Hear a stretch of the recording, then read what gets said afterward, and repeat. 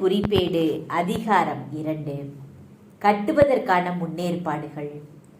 Solomon ஆண்டவரின் திருப்பெயருக்கென ஒரு கோவிலையும் தமக்கென ஓர் அரச மாளிகையையும் கட்டி எழுப்ப முடிவு செய்தார். சுமை சுமப்பதற்கு 70,000 பேரையும் மலைகளில் கருங்கற்களை வெட்டுவதற்கு 80,000 பேரையும் அவர்களை கண்காணிக்க 3,600 பேரையும் நியமித்தார். தீரின் மன்னன் ஈராமிடம் சாலமோன் தூது அனுப்பி கூறியது: என் தந்தை தாவீது வாழும்படி ஓர் மாளிகை கட்ட நீர் அவருக்கு கேதுரு மரங்களை அனுப்பி வைத்தீரே, அவருக்கு செய்தது போலவே எனக்கும் செய்தருளும். நான் கடவுளாகிய ஆண்டவரின் பெயருக்கென ஒரு கோவில் கட்டி அவருக்கு அர்ப்பணிக்கவிருக்கிறேன். இஸ்ரேலரின் என்றுமுள்ள நியமத்திற்கேற்ப ஆண்டவரது திருமுன் நறுமண தூபம் காட்டுவதற்காகவும் திரு முன்னிலை அப்பங்களை எந்நாளும் வைப்பதற்காகவும் காலையிலும் மாலையிலும் ஓய்வு அமாவாசை நாள்களிலும் எம் கடவுளாகிய ஆண்டவரின் திருவிழாக்களிலும் எரிபலி செலுத்துவதற்காகவும் அதை அவரது பெயருக்கு அர்ப்பணிக்கவிருக்கிறேன். எம் கடவுள் எல்லா தெய்வங்களையும் விட மிக பெரியவர். எனவே நான் கட்டப்போகிற கோவிலும் மிக பெரியதாயிருக்கும். விண்ணும் மண்ணுலகும் அவரை கொள்ள இயலாதிருக்க அவருக்கேற்ற ஒரு கோவில் கட்ட யாரால் முடியும்? அவரது திருமுன் தூபம் காட்டுவதற்கே அன்றி அவருக்கென ஒரு கோவில் எழுப்ப நான் யார்? ஆகவே ஒரு திறமைமிக்க கலைஞன் என்னிடம் அனுப்பும். அவன் பொன், வெள்ளி, வெண்கலம், இரும்பு ஆகியவற்றிலும் ஊதா, கரும் சிவப்பு, நீல நூல் வேலைப்பாட்டிலும் சிற்பம் செதுக்குவதிலும் தேர்ந்தவனாக இருக்க வேண்டும். என் தந்தை தாவீதால் தேர்ந்தெடுக்கப்பட்டவர்களும் என்னோடு யூதா எருசலேமில் இருக்கிறவர்களுமான கலைஞர்களோடு சேர்ந்து அவன் வேலை செய்ய வேண்டும்.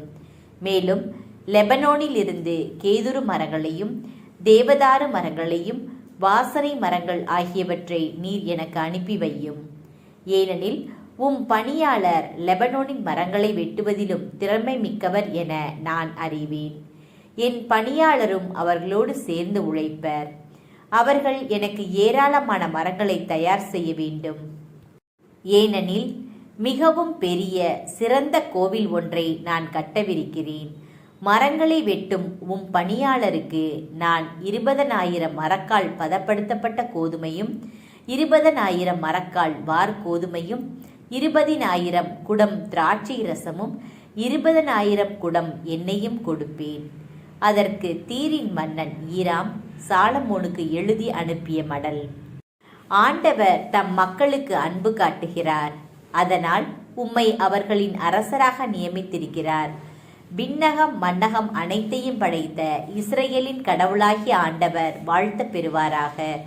அவரே ஆண்டவராகிய தமக்கு ஓர் இல்லத்தையும் அரசராகிய உமக்கு ஓர் அரண்மனையையும் கட்டுவதற்கு விவேகமும் அறிவாற்றலும் உடைய ஞானியாம் உம்மை தாவீது அரசருக்கு மகனாக தந்தருளினார்.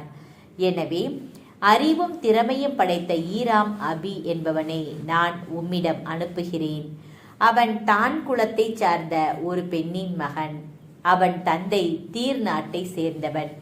அவன் பொன், வெள்ளி, வெண்கலம், இரும்பு, கருங்கல், மரம் ஆகியவற்றிலும் ஊதா, நீலம், கரும் சிவப்பு நூல், மெல்லிய சணல் வகைகளிலும் வேலை செய்யும் திறன்மிக்கவன்.